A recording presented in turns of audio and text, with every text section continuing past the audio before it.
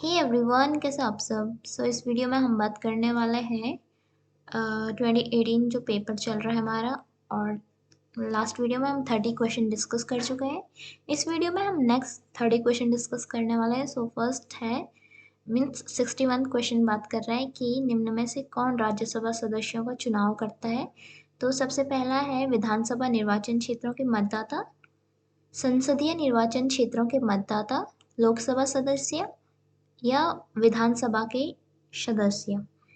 तो अगर हम राज्यसभा की बात करते हैं तो जो राज्यसभा में इलेक्शन डायरेक्ट नहीं होता, मीन्स वहाँ पे जनता नहीं चुनती है, तो ये ऑप्शन 1 और 2 तो गलत हो गए। वहाँ पे जो लोकसभा मेंबर है वो भी नहीं चुनते हैं, तो option D is right answer. तो जो एमएलए होते हैं वो क्या करते हैं, राज्यसभा जो सांसद है वो उनको चुनते हैं। ओके, नेक्स्ट क्वेश्चन है भारत द्वारा अपनाया गया निम्न में से किस शासन प्रणाली, जो भारत ने कौन से सिस्टम को अपनाया है गवर्नमेंट के। तो पार्लियामेंट्री एंड यूनिटरी, संसदीय और एकात्मक, राष्ट्रपति और संघीय, प्रेसिडेंशियल एंड फेडरल, राष्ट्रपति और एकात्मक, presidential and unitary, and last है पार्लियामेंट्री एंड फेडरल। तो हमें पता है जो हमारा इंडियन गवर्नमेंट सिस्टम है वो पार्लियामेंट्री एंड फेडरल है। ओके, नेक्स्ट है अनुसूचित जातियों के लिए कितने संसदीय निर्वाचन क्षेत्र आरक्षित हैं। तो एक फैक्चुअल क्वेश्चन है, तो इसका आंसर है 84। नेक्स्ट क्वेश्चन है भारत में अस्पृश्यता प्रथा के कारण निम्नलिखित में से किस मौलिक अधिकार का उल्लंघन किया जाता है। तो हमें अनटचेबिलिटी, तो हमने पढ़ा है कि जो हमारे फंडामेंटल राइट हैं उसमें सबसे पहले बात होती है राइट टू इक्वालिटी की। ये आर्टिकल 14 से आर्टिकल 18 ओके तक है। सॉरी, राइटिंग बहुत बेकार आ रही है। तो जो ये अनटचेबिलिटी है ये आर्टिकल 17 की बात करता है, ठीक है। आर्टिकल 17 में अनटचेबिलिटी है और ये आता है अंडर राइट टू इक्वालिटी के। ओके, नेक्स्ट क्वेश्चन है भारत के संविधान के अनुसार निम्न में से कौन सा मौलिक अधिकार नहीं है। तो शिक्षा का अधिकार, शोषण के विरुद्ध, धर्म की आज़ादी या संपत्ति का अधिकार। तो हमने पढ़ा है कि जो राइट टू प्रॉपर्टी है उसको फंडामेंटल राइट से हटा के एक लीगल राइट बना दिया गया है। ओके, नेक्स्ट क्वेश्चन है अस्पृश्यता के आधार पर भेदभाव को संदर्भित करती है physical disability, gender, caste and race. तो जो हमारे इंडियन कॉन्टेक्स्ट में बात करते हैं तो जो हमारी जाति है, कास्ट सिस्टम है, तो वो अनटचेबिलिटी को क्या करता है, हमारे इंडियन सोसाइटी में कास्ट के आधार पर ही अनटचेबिलिटी प्रिवेल करती है। ओके, नेक्स्ट है मुख्यमंत्री को कौन नियुक्त करता है। तो राष्ट्रपति, प्रधानमंत्री, राज्यपाल या उच्च न्यायालय के मुख्य न्यायाधीश। तो हमने पढ़ा है जो चीफ मिनिस्टर हैं, तो जो गवर्नर होंगे वो क्या करेंगे, अपॉइंट करेंगे चीफ मिनिस्टर को। जो राष्ट्रपति होते हैं वो प्रधानमंत्री को अपॉइंट करते हैं। ओके, जो उच्च न्यायालय के मुख्य न्यायाधीश होंगे वो गवर्नर को अपॉइंट करेंगे। नेक्स्ट है राज्यपाल को कौन नियुक्त करता है। तो जो भारत के मुख्य न्यायाधीश होंगे वो राज्यपाल को नियुक्त करेंगे। ओके, तो यहाँ पर सॉरी, यहाँ पे उच्चतम न्यायालय होना चाहिए था।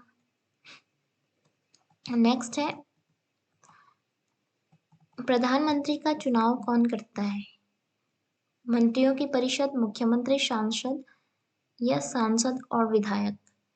तो जो हमारे एमपीज होंगे उनमें से किसी का सिलेक्शन होता है प्राइम मिनिस्टर के लिए, फिर प्राइम मिनिस्टर करता है काउंसिल ऑफ मिनिस्टर को अपॉइंट। ओके, नेक्स्ट है निम्नलिखित में से कौन सा किसको भारत का पहला नागरिक, first citizen of India that is राष्ट्रपति।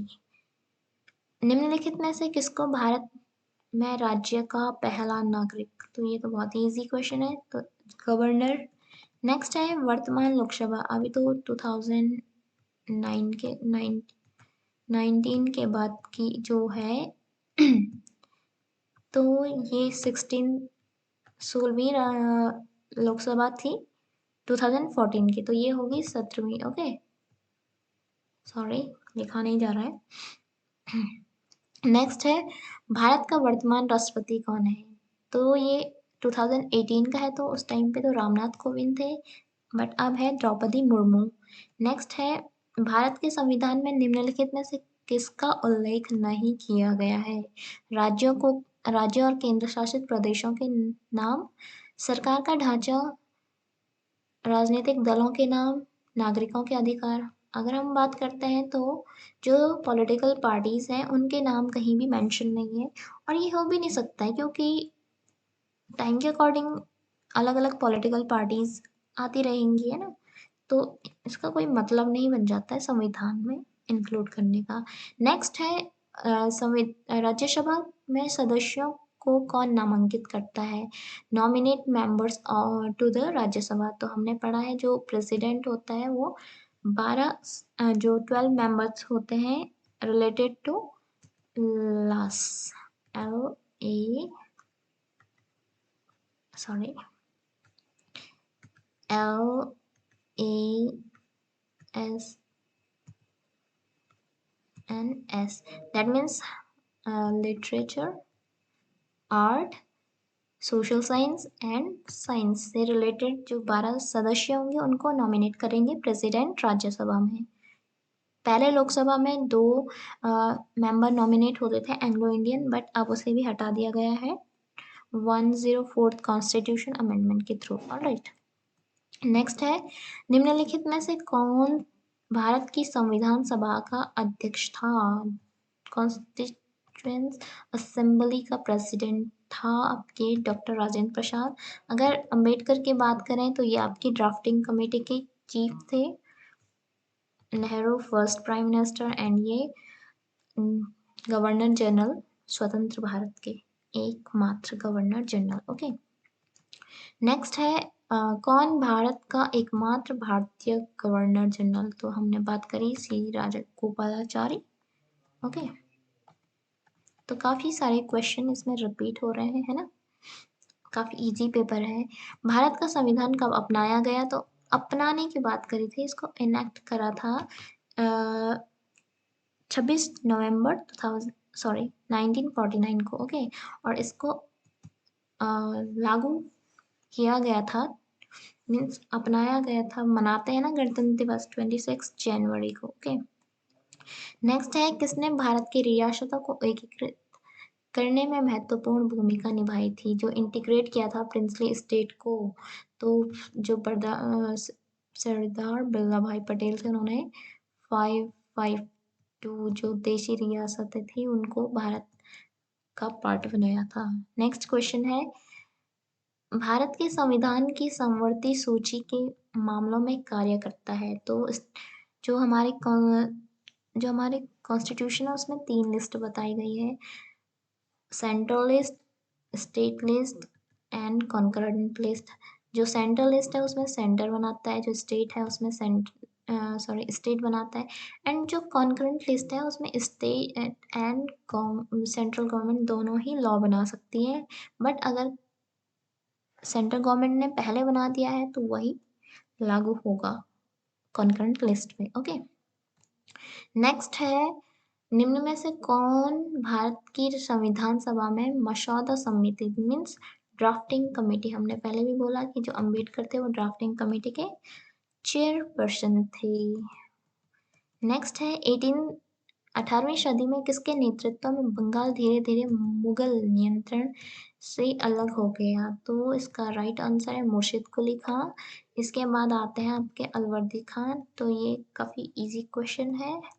नेक्स्ट है, निम्नलिखित में से किस गवर्नर जनरल ने फैसला लिया कि जो बहादुर शाह जफर होंगे वो आखिरी मुगल सम्राट होंगे और उनकी मृत्यु के बाद किसी वंशज को शासक के रूप में नहीं पहचाना जाएगा? तो अगर हम बात करते हैं 1857, तो वहाँ पर लॉर्ड कैनिंग आपके क्या थे?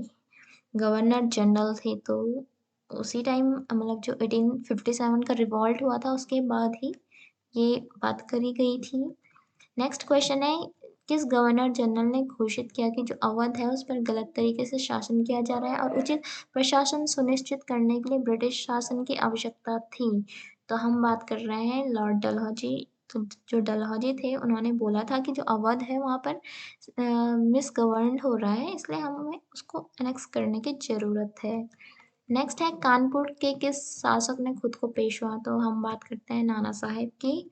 नेक्स्ट है, कारखाने के विषय में पढ़ाने के लिए सबसे उपयोगी विधि होगी कहानी सुनाना, किसी विशेषज्ञ को निमंत्रित करना, किसी औद्योगिक कारखाने की यात्रा आयोजित करना या एक डॉक्यूमेंट्री फिल्म दिखाना। तो सबसे अच्छा होगा कि हम बच्चों को विजिट कराएं इंडस्ट्रियल प्लांट की।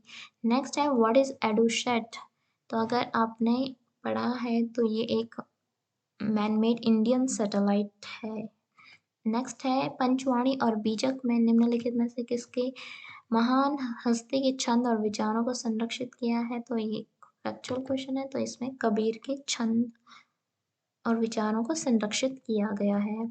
नेक्स्ट है, एलोरा की गुफा का भित्ति चित्र जिसमें विष्णु का नरसिंह पुरुष सिंह के रूप में दिखाया गया है, किस काल की कृति है?